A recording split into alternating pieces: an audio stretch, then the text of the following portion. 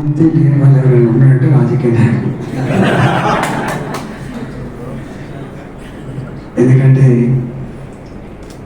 ఈ సమాజంలో ఉన్న అన్ని వర్గాల ప్రజల బాధలు, గాథలు, కన్నీళ్ళు చెప్పుకునే వేదిక, పరిష్కారం చేయాల్సిన బాధ్యత ఉన్న వేదికది. కాబట్టి వాళ్ళు ప్రశాంతంగా ఉండేటువంటి ఆస్కారం లేదు. కానీ ఇవాళ మీతో బ్రహ్మకుమారిల ఈ ఫిలాసఫీతో నాకు కూడా 20 ఏళ్ళ సాన్నిధ్యం ఉంది.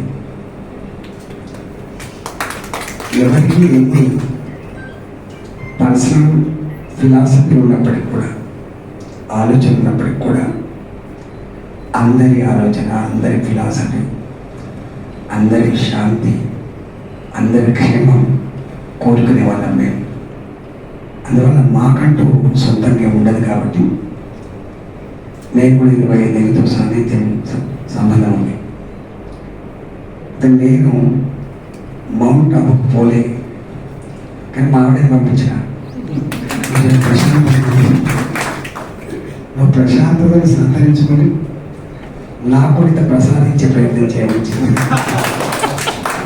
ఎందుకంటే ఈ అలసిపోయి అనేక బాధతో ఇంట్లో అడుగుపెట్టగానే ఆ శాంతిని, ఆ ప్రశాంతతని అందించే వాళ్ళు వాళ్ళే. కాబట్టి నేను అక్కడ పంపించి నాకు అప్పుడప్పుడు ప్రసాదం చేస్తూ ఉంటాను. కానీ ఒకటి మాత్రం సత్యం, ఇవాళ మొత్తం ఈ ప్రపంచంలో అన్ని జీవాల కంటే కూడా అతి పవిత్రమైన జీవితం మానవ జీవితం. మనిషి మాత్రమే కమ్యూనికేట్ చేయగలడు. మనిషి మాత్రమే ఇవాళ ప్రకృతితో అప్పుడో ఇప్పుడో ఛాలెంజ్ చేస్తాడు. అంటే ఈ మనిషి ఇవాళ ఎక్కడో స్వార్థపు అంచు నిలబడి అనేక వాటిని ధ్వంసం చేస్తున్నాడు. ధ్వంసం చేసిన కారణంగా తను శాంతి కోల్పోతున్నాడు, ప్రశాంతి కోల్పోతున్నాడు. ఎక్కడో ఈ పవిత్రమైన మానవ జీవితాన్ని అనేకమైన స్వార్థపర ఎకనామికల్ ఆ చట్టంలో పడి, ఇవాళ వెస్టర్న్ కల్చర్ మోజులో పడి నిజమైన మానవ జీవితాన్ని మర్చిపోతున్నటువంటి ఈ తరుణంలో మళ్ళీ మనిషి వెతుక్కుంటున్నాడు.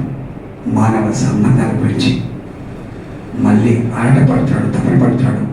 మనశ్శాంతి గురించి ఎంత ఆస్తున్నా, ఎంత టెక్నాలజీ ఉన్నా, ఎంత సంపద ఉన్నా, ఎంత హోదా ఉన్నా, అంతిమంగా ప్రేమించబడాలి మనిషితోటువంటి తాతాల ఆడుతున్న ఈ సందర్భంలో మనిషికి అదే శాశ్వతం. మనిషిని గ్లోరిఫై చేసేది, మనిషిని గొప్పగా ఉంచేది అది మాత్రమే చెప్పి నేను కూడా నమ్మేవాళ్ళు ఒకటి ఉన్నా. కాబట్టి ఇవాళ మీరు చేస్తున్న ఈ ప్రయత్నం, ఇవాళ ఈ మనశ్శాంతి, మానవ సంబంధాలు, ఇవాళ ప్రభుత్వాల కంటే కూడా మీలాంటి సంస్థలు లక్షలాది మంది త్యాగాలు చేసి మీరు ఇన్కల్కేట్ చేస్తున్న, పాల్గొంటున్న తీరు చాలా గొప్పగా ఉంది. మీరు దీన్ని మరింత గొప్పగా ముందు తీసుకున్నారు. మాలాంటి సహకారం ఉందని చెప్పి తెలియజేస్తాం.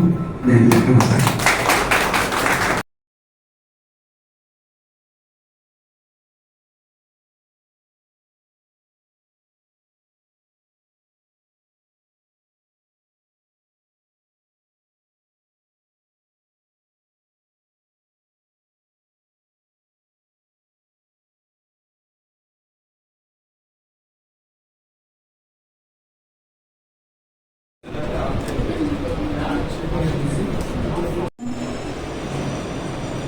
నా తలపైన ఆ పరమాత్మ జ్యోతి స్వరూపుడైన ఆ శివ పరమాత్మ కిరణాలు నాపై వెదజల్లుతూ ఉన్నాయి. ఏ విధంగా అయితే సూర్యుడి కిరణాలు శరీరం పైన పడితే వేడి అనుభవం అవుతుందో, అలా శివ పరమాత్మ యొక్క జ్యోతి స్వరూపుడైన పరమాత్మ కిరణాలు నా నుదిటి పైన పడి నాలో శాంతి, ప్రేమ, ఆనందం, పవిత్రత అన్నీ లభిస్తూ ఉన్నాయి. నేను చాలా ప్రశాంతంగా నా నిజ జీవిత జీవితంలో ప్రతి కార్యాన్ని ఆయన న్యాచురల్ గా అందరి ద్వారా ఎలక్ట్ చేయబడుతున్నారు.